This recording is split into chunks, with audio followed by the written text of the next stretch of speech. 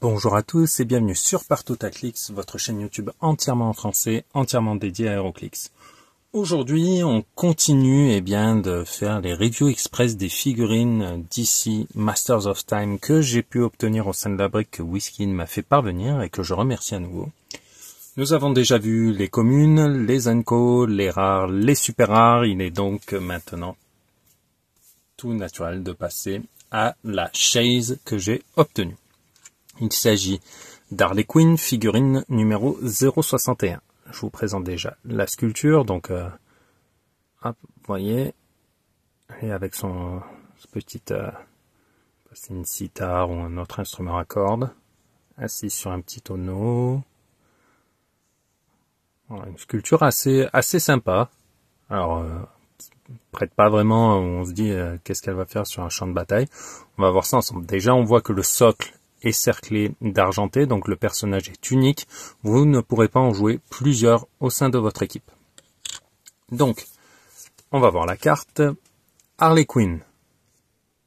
Capacité d'équipe Team Player, elle pourra donc elle pourra, au prix d'une action gratuite, copier une Team Ability d'un personnage allié si celle-ci est bien copiable.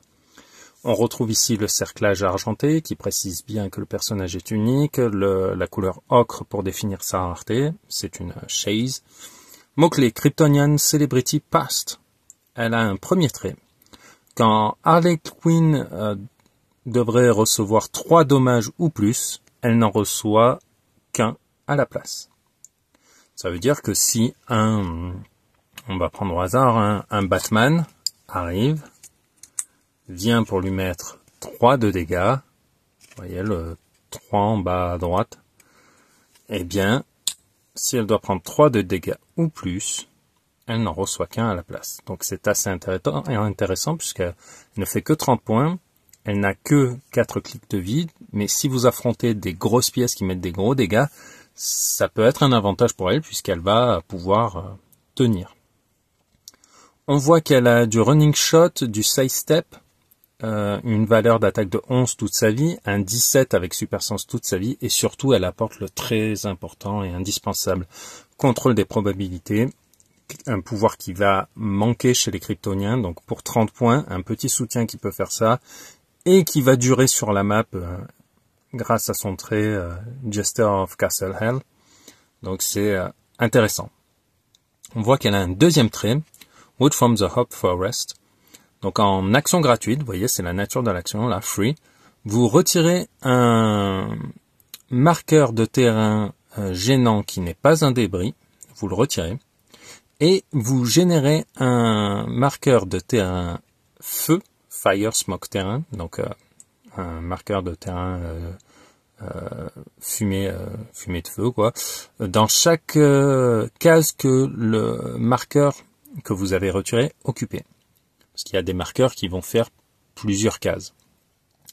Au début de votre prochain tour, même si c'est perdu, infligez un dégât à chaque personnage qui occupe ce marqueur, puis retirez le marqueur. On vous précise, et même s'il est perdu, parce que, imaginons que le personnage soit mis KO, l'effet perdurera jusqu'au début de votre prochain tour. Voilà. Donc, on voit qu'elle a un pouvoir blanc en attaque avec 4 de portée. On va voir ce qu'il fait. Ce pouvoir blanc d'attaque, c'est Pulse Wave, pouvoir standard d'attaque de couleur jaune. En revanche, il y a une petite spécificité, puisque c'est un pouvoir spécial, un pouvoir dit blanc. Quand Harley Quinn l'utilise, donc quand elle utilise quoi? Pulse Wave. Le Pulse Wave issu de ce pouvoir-là, pas d'une autre source. Les personnages alliés ne reçoivent pas de dégâts, et après la résolution, les personnages dans la portée modifient leur attaque de +1 jusqu'à votre prochain tour. Ce qui est très intéressant puisque Pulse Wave c'est une attaque on va dire de zone, donc à 4 de portée, tous les personnages vers qui vous pouvez tracer une ligne de vue, sachant que vous ignorez les terrains gênants et les personnages pour tracer vos lignes de vue, vous allez leur infliger 1 de dégâts qui ne tient pas compte des pouvoirs ni des traits. Et c'est valable pour les personnages de votre équipe et les ennemis. Sauf que là, on vous précise bien que les personnages alliés ne reçoivent pas de dégâts et qu'en plus, les personnages dans la portée, après la résolution, reçoivent +1, ont un bonus de +1 en attaque.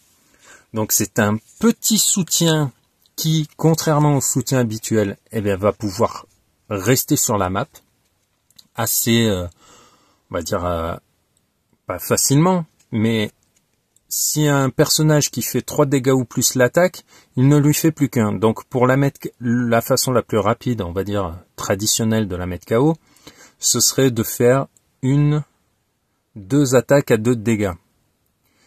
C'est-à-dire que vous passez 2 actions pour dégommer un personnage à 30 points qui a un super sens, qui peut vous faire relancer vos attaques avec le contrôle proba, qui peut copier, donc éventuellement si elle copie une Team Ability Wonder Woman, elle a un super sens sur 4, 5, 6. Donc on est quand même sur du soutien que l'on ne peut pas ignorer. Un soutien, en général, il ne va faire que ça, c'est-à-dire du soutien. On peut se permettre soit de l'ignorer, soit de le rusher pour y mettre une grosse claque et l'enlever de la map. Là, le problème, c'est que si vous tentez de mettre KO cette figurine, il y a des chances que votre grosse pièce soit trop forte pour faire cela.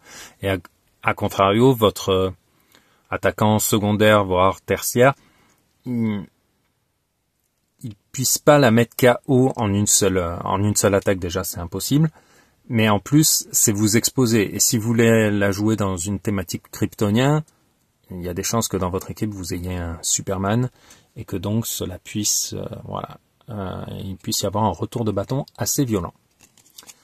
Donc voilà, on arrive à la fin de cette vidéo, la figurine est assez simple à jouer, simple dans son fonctionnement et dans la formulation de ses pouvoirs.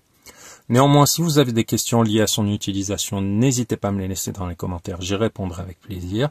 On se retrouve dès demain pour passer en revue la figurine du Jurassic Booster Wonder Dawn.